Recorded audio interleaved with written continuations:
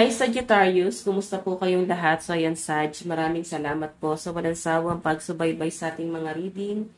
And kung ikaw ay bago pa lang sa ating channel, mag-subscribe na po kayo. Then i-click mo na rin yung ating notification bell para lagi kang updated sa ating mga bagong upload, okay? So ayan Sag, sa mga interested pala sa ating private reading and rituals, nasa description box below yung link ng Facebook ko. Ayan, message niya lang ako guys sa mga gusto mag-inquire, okay?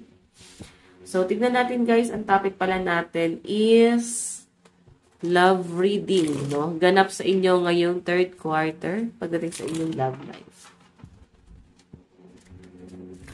Okay.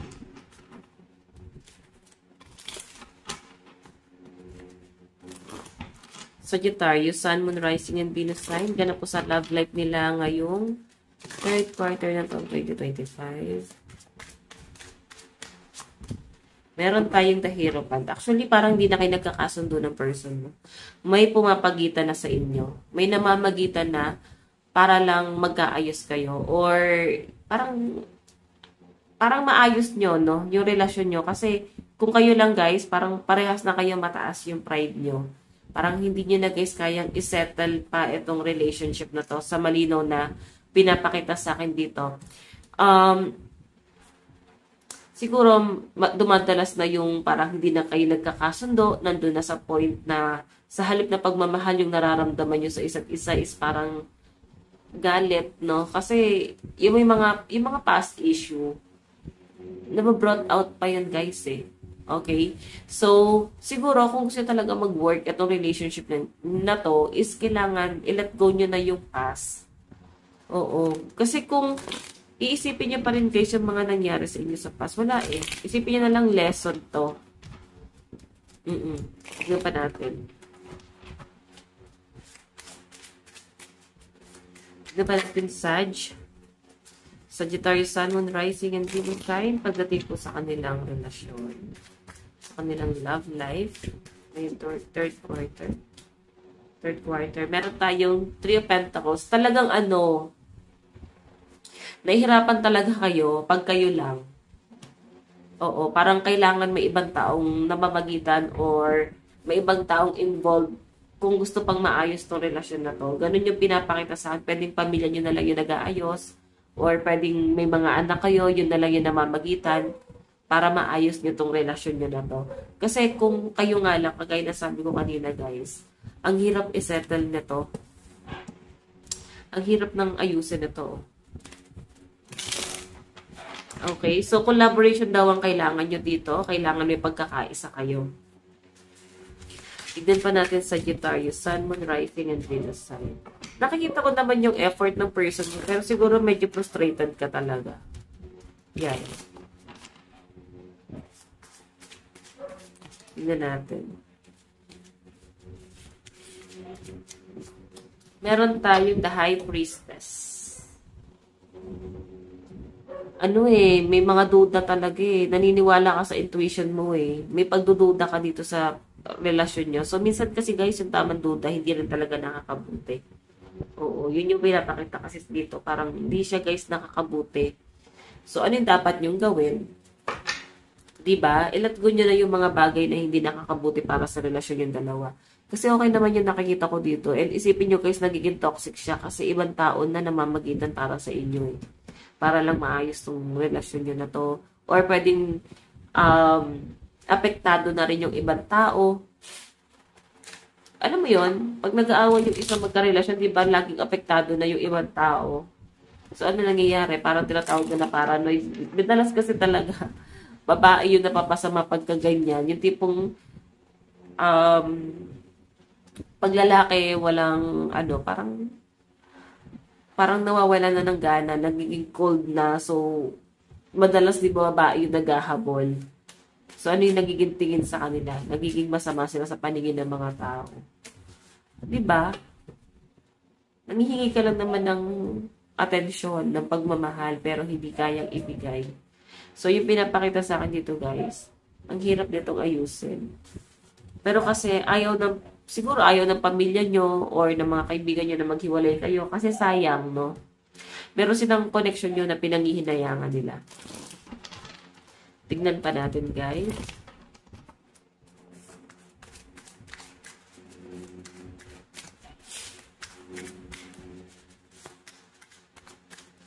Meron tayong, ayan, Eight of Pentacles. Isa pa sa nakikita ko, guys, pag nasa trabaho, parang pinagdududahan, parang pinag-iisipan na merong iba, may ibang babae doon, or may ibang lalaki sa trabaho. Kasi walang nagiging time eh. Isipin nyo na lang, guys, minsan na, pagka-workaholic, pagod na yan eh. Ang gusto na lang nila, guys, is matulog. Oo. May iba na sobrang hands-on, kaya nilang magbigay pa rin ng time. Pero may iba kasi na parang pinatitirang oras nila is gusto na lang nilang ipahinga. Yan yung pinapakita ng Sag. So, for my opinion, guys, itong relasyon na to, ang hirap na nitong ayusin. Sa totoo lang. Kasi ang dami ng struggle nito. Okay? Parang ang hirap na para sa side mo na pakisamahan pa yung person mo. Kasi galit na yun na umiiral sa inyo eh. Siguro, medyo irresponsible yung person mo, no? Hindi siya, guys, nagpapaka-tatay or nagpapaka-nanay doon sa mga anak nyo. Irresponsible kasi hindi mo siya makontrol, no? Patungkol sa pera. Pwedeng pera din yung pinagtatalunan nyo kasi pera yung nilalabas dito.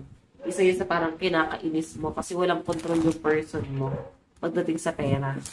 Tingnan pa natin, guys.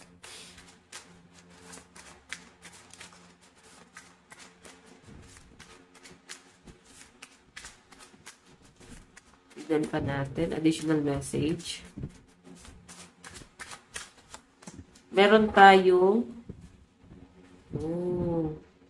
Five of Cups, regret. May pinagsisihan ka talaga. Parang nagsisisi ka na nakilala mo tong taong to. Ang laki ng inis mo sa kanya, ang laki ng galit mo sa kanya. Masama talaga yung loob mo sa taong to. Yun yung pinapakita sa akin dito. Tignan pa natin. Kasi totoo lang, guys, parang siya naman yung nagmakaawa sa inyo eh. Diba? Nung unang-una pa lang na wala kayong di pa kayo magkarelasyon. Parang siya naman yung nangungulit. Siya naman yung lagi nagmamakaawa. So, ikaw parang nadala ka. Okay, nadala ka sa kanya. Yan yung pinapakita dyan. Okay, then ngayon parang naiinis ka sa kanya kasi lahat ng mga pinakita niya noon, parang piling mo kasi nungalingan. Bakit hindi niya napanindigan? Okay? Titignan pa natin. So, yan guys, pasensya na, may sipon pa ako, no? Medyo barado na yung ilong ko. Okay. Tignan natin, guys. Oops. Meron tayong even apart, my love for you stay strong.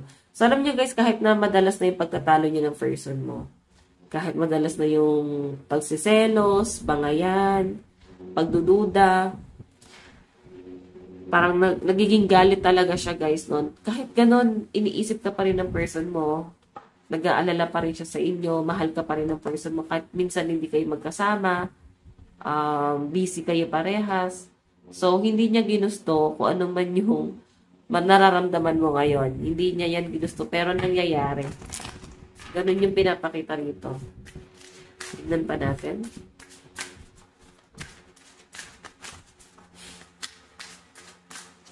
Meron tayong my love for you is endless. Diba? So, kahit na nga daw nagkakaroon ng, parang on and off yung relasyon nyo, guys. Yung pagmamahal niya sa inyo, guys, tumitibay yon, no? Hindi nawawala yon. Kung napagnasabihan ka niya ng masakit, nakakapagbitaw siya, guys, ng mga masasakit na salita sa inyo. Kung nagtatalo kayo tapos nauuwi guys sa bangayan, kung nasasaktan ka niya. Kasi, guys, minsan, hindi intention, pero nagiging impulsive talaga pagka medyo nagger yung partner. So, kahit ganon, mahal ka ng person mo, kahit na may mga pangit na salita dito, mahal ka ng person mo. So, pinapakita sa akin dito. And nandun sa point na pinipili pa rin ng person mo na magstay ka, no? Kahit pa paano, magstay ka rito. And gusto niya yung thinking na may ibang taong namamagitan pa rin para maayos kayo. Kasi baka hindi ka na nakikinig sa kanya. Or baka siya hindi na siya nakikinig sa inyo. Baka sa ibang tao nakikinig, no? Ganun eh. Tingnan pa natin. Sagittarius, Sun, Moon, Rising, and Venus sign. Additional message. Sagittarius, Sun, Moon, Rising, and Venus sign. Meron tayong I can't carry this love alone.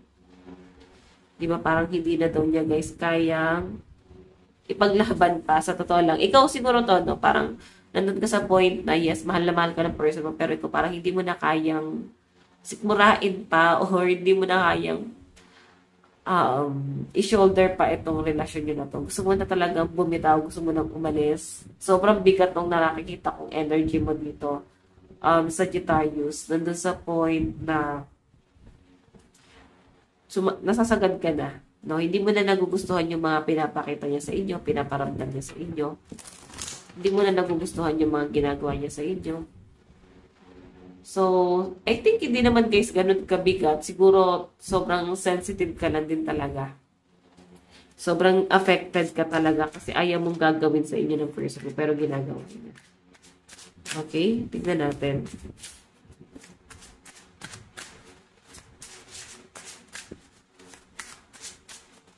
Tignan natin. Meron tayong let's turn mistake into lesson. Ayan, no? So, guys, may mga bagay dito na nangyari sa pagsasama nyo na hindi planado. So, sinasabi dito, guys, is wag niyong isipin na isa tong malaking pagkakamali or wag niyo na guys pagsisihan na nakilala niyo pa yung isa't isa. Sinasabi dito dapat alam niyo ano ba yung naging lesson niyo dito sa relasyon na to. Ano ba yung natutunan mo dito sa pagsasamang to. Okay? Kasi may tinuturo sa inyo sa universe kung bakit nga kayo pinagtagpo. Kasi dapat meron kayo natutunan. Hindi siya guys basta nagtagpo lang kayong dalawa. Oo. Tignan natin, may purpose kung bakit kayo nagtagpo ni person. So, Sag, meron tayong I miss who we used to be. Diba? Sobrang namimiss ng person mo kung sino ka dati. Gusto niya yung dating ikaw. Kasi ngayon, sobrang layo mo na sa dati. Hindi ka na niya nakakilala. And siguro ikaw din ganun. Parang gusto mo yung dating siya. Parang same kayo, nagmi-mirror kayo sa isa't isa, no? Kung ikaw naiisip mo, Sag, na bakit dati ganito siya, ganun din siya, naiisip niya na parang dati ganito naman siya. So, ang laki na ng pinagbago niya. Feeling ko rito, guys, sobrang pagmamahal to. Nasobrahan kayo sa pagmamahal, nasobrahan kayo sa attachment. Alam niyo guys, ang lahat ng sobra, guys, nakakasama. Oo, and yun yung pinapakita sa akin dito. Nasobrahan kayo sa lahat ng bagay. Nasobrahan ka sa pagmamahal, nasobrahan yung person mo sa pagmamahal. So, anong nangyari? Nandun yung takot. Pag takot ka kasi, i-guard mo yung person mo, di ba? Poprotektahan mo yung person mo. Yung pagiging protective do sa person is parang anak lang yan eh. Pag makulit yung anak, pag hindi nila kayang ingatan yung sarili nila, di ba napapagalitan yung mga anak? Ganon ka sa partner mo, ganon din yung partner mo sa inyo. Nagiging controlling. So, na-absorb nyo yung toxicity talaga. And yun na yung pinakita sa akin, guys. Sobrang naging toxic tong relasyon na to. Okay? So, tignan pa natin additional message. So, yun guys. Malakas yung energy rito ng mga Capricorn, Taurus, and Virgo. Cancer, Pisces, Scorpio. Possible na yun yung mga kadil nyo. Okay? Tignan pa natin, guys.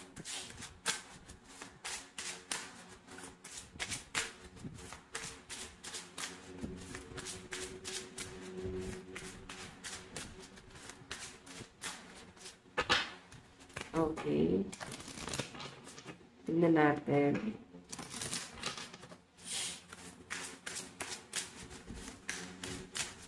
Additional message. Meron tayong it's simple. Really. How do I feel I want you as forever? So yun, parang nandun na nga sa point na hindi niya na ma-feel yung isa't isa. Parang ang nangyari kasi rito, guys, gusto niya namang i-workout talaga, pero parang ang awkward ng iparamdam yun. Parang didikit na si person, parang bitawan mo nga ako, ganun. Galit agad, no? So, ang nangyari dito, guys, Nawala yung spark. Nandun yung love. Nandun pa yung love, pero hindi nyo na kayang ipakita sa isa't isa. Oo. Tignan natin. Meron tayong still listening. I listen to the music you've shared with me. It helps me to connect with you although we are apart. Actually, may misunderstanding lang talaga nangyayari sa inyo. Ngayong third quarter, no? As in, ganun lang talaga siya, guys. Iikot lang sa ganun na parang lagi nagtatalo, ang awkward, lagi mainit ang ulo. Siguro ang kailangan nyo rito, Sagittarius, banding. Mag-banding kayo. Baka kulang na lang talaga kayo sa pag-uusap. Then, isettle nyo. Kasi sayang eh. Nandun sa point na hindi nyo naman kayang i-let go yung isa't isa. Pero, ang awkward ng iparamdam yung love. Ganun eh. So, tingnan natin. Meron tayong ghosted. I'm sorry I disappeared. I needed to get away and clear my head. So, yan. Bigla siya nawala.